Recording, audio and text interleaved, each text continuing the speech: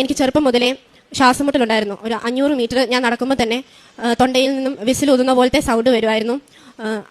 ഞാൻ 2024 ജപമാല റാലിയിൽ പങ്കെടുത്ത് പ്രാർത്ഥിച്ചു. ജപമാല റാലി മുഴുവൻ ഞാൻ വിടാതെ ഞാൻ കൊന്ത ചൊല്ലി ഈശോയോട് പ്രാർത്ഥിച്ചു.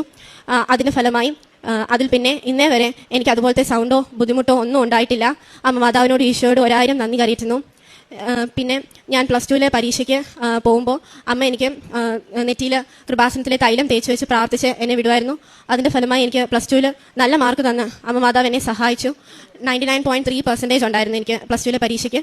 അതിനുശേഷം 2025 നീറ്റ് എഴുതാൻ വേണ്ടിയിട്ട് ഞാൻ കോച്ചിങ്ങിനൊന്നും പോയിട്ടുണ്ടായിരുന്നില്ല. ക്രാഷ് കോഴ്സിന് മാത്രമേ പോയിട്ടുണ്ടായിരുന്നുള്ളൂ. അത് കഴിഞ്ഞ് നീറ്റ് എഴുതാൻ പോകുന്നതിന് മുമ്പേ ഇവിടെ അച്ഛൻ്റെ കയ്യിൽ നിന്ന് ബ്ലെസ്സിങ് വാങ്ങി ഉപ്പുകൊണ്ട് കുരിശ് വരച്ച് വിശ്വാസപ്രമാണം ചൊല്ലി കുരിശ് വരച്ച് OMR ഷീറ്റിൽ കുരിശ് വരച്ചു. എന്നിട്ടാണ് ഞാൻ പരീക്ഷ എഴുതാൻ ആരംഭിച്ചത്. എനിക്കറിയാവുന്നതൊക്കെ ഞാൻ മാർക്ക് ചെയ്തു. അത് പക്ഷേ അത്രയും എഴുതിയത് കൊണ്ടൊന്നും ആവില്ല എന്ന് എനിക്കറിയായിരുന്നു. അമ്മ മാതാവ് വീണ്ടും എൻ്റെ കൈ ശരിയായ ഉത്തരങ്ങളിലോട്ട് നയിച്ചുകൊണ്ടിരുന്നു.